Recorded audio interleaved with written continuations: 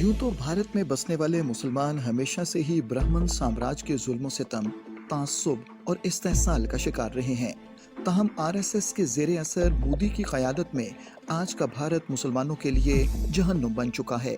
हाल ही में हिंदुओं के त्योहारों के दौरान भारत की मुख्तलिफ रियासतों जिनमें गुजरात, मध्य प्रदेश, उत्तर प्रदेश, झारखंड, मगरबी बंगाल और दिल्ली शामिल हैं, में हिंदुत्व दहशतगर्दों के जत्थों ने मुसलमानों को कत्ल किया, उन्हें तशद्दुद का निशाना बनाया, उनके घरों को जलाया और मसाजिद पर ज़ाफ़रानी झंडे लहराए।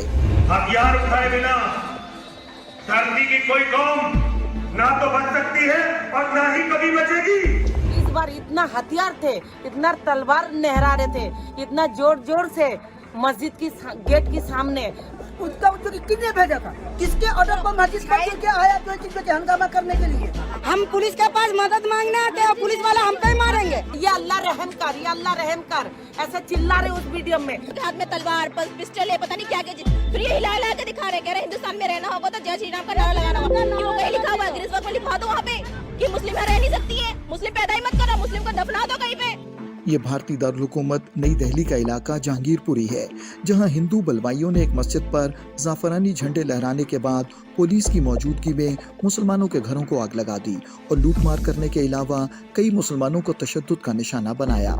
इलाके के मुसलमानों का कहना है कि मुसल्लह हिंदू बलवाइयों ने पूरा दिन मसाजिद के चक्कर लगाए और ऐन इफ्तारी के वक्त मस्जिद पर चढ़ दौड़े और गेट फलांग कर ज़ाफ़रानी झंडे लहराए। मैं अंदर मस्जिद में कुरान शरीफ पढ़ रहा था, ठीक है, तो मैंने जब आवाज़ें सुनी, ऊधम सुना, नाच रहे थे, गा रहे थे लोग और जय बजरंग दली के नारे लगा रहे थे, जय श्री राम के।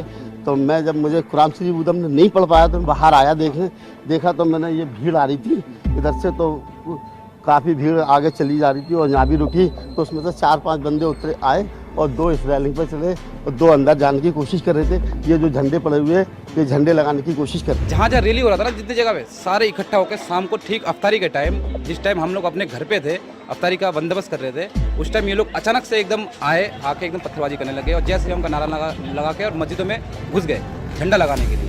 तो कुछ लोग हमारे यहाँ के जो बड़े बुजुर्ग जो थे वो लोग धक्का मुक्की मार के थोड़ा समझाने की कोशिश की थी, लेकिन उन लोग समझा नहीं। फिर कुछ लोग यहाँ आए तो हाथापाती। फिर वहाँ मस्जिद है, मस्जिद के पास में आपने देखा होगा पत्थर पड़े हैं, वहाँ उनके झंडे पड़े हैं, देखे थे, और अब बराबर में मंदिर है, वहाँ तो कोई चीज़ नहीं है। अगर ये भावना होती हम लोगों की या मुसलमानों की तो ये वहाँ पे नहीं नुकसान करते। इन लोगों ने कुछ जान के ये ड्रामा करा है। अब हिंदुत्व नवाज मीडिया के जरिए मुसलमानों के खिलाफ जहरीला और नफरत अंगेज प्रोपेगेंडा किया जा रहा है।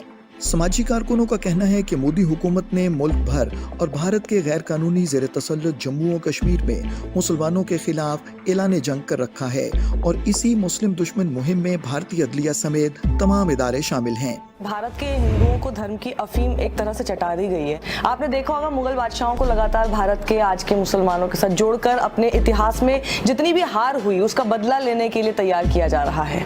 पूरी स्टेट मशीनरी, सोशल मीडिया, यहाँ तक कि फिल्मों के जरिए एक प्रोपेगेंडा फैलाया जा रहा है। खूब चर्चा कर झूठ और नफरत की एक ऐसी आर्मी तैयार कर दी गई है जिसके आगे सच बोलने वाले बहुत कम मिलते हैं। कईयों के पास हिम्मत नहीं होती और जिनके पास हिम्मत है भी वो थोड़ा बहुत इन्हीं की बातों में आकर बहक जाते हैं और जो फिर भी बोलते हैं उनको अर्बन नक्सल, देशद्रोही, पाकिस्तान परस्त, न जाने क्या क्या कहकर खारिज कर दिया जाता है। मुसलमानों के पास तो और भी बहुत देश है, हिंदुओं के लिए कोई देश नहीं है। यही सब चीजें कह कहकर जो अनपढ़ हैं, जो पढ़े लिखे हैं, वो भी ये सोचकर कि मुसलमान उनका दुश्मन है, उन्हें ठीक करना जरूरी है। अगर अक़वाम आलम ने इस उभरते हुए नासूर पर काबू पाने के लिए बरवक्त इक़दामात ना किए तो फिर ये आसेब पूरी दुनिया को अपनी लपेट में ले लेगा।